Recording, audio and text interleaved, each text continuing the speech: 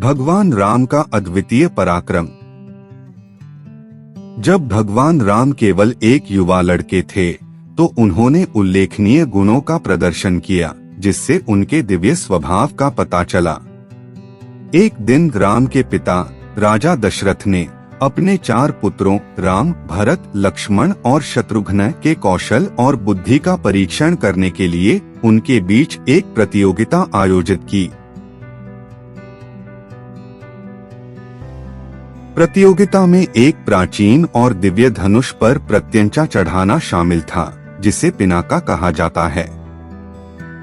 यह धनुष अविश्वसनीय रूप से भारी था और इसे उठाने और प्रत्यंचा चढ़ाने के लिए अत्यधिक शक्ति की आवश्यकता थी। पहले भी कई शक्तिशाली और कुशल योद्धाओं ने धनुष पर प्रत्यंचा चढ़ाने का प्रयास किया था, लेकिन कोई भी सफल नहीं हो सका।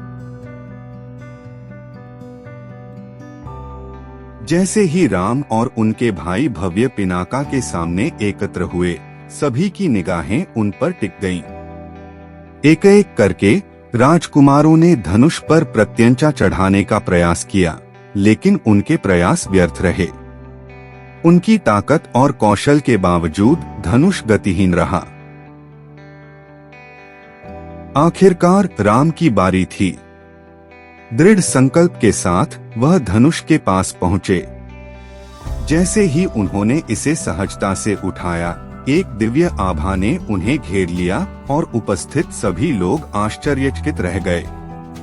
आसानी से राम ने न केवल धनुष पर प्रत्यंचा चढ़ाई, बल्कि उसे इतना मोड़ा कि वह एक गूंजती हुई ध्वनि के साथ टूट गया।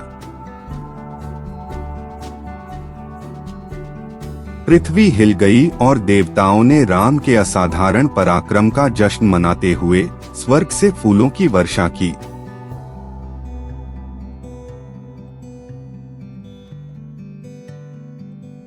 इस विस्मयकारी घटना ने भगवान विष्णु के अवतार के रूप में राम की असली पहचान उजागर की।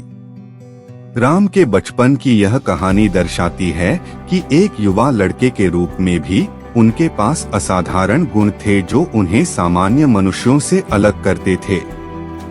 इस घटना ने महाकाव्य रामायण के नायक के रूप में उनके भविष्य का पूर्वाभास दिया और धार्मिकता को बनाए रखने और एक न्यायपूर्ण और सामंजस्यपूर्ण समाज की स्थापना के उनके दिव्य उद्देश्य को उजागर किया।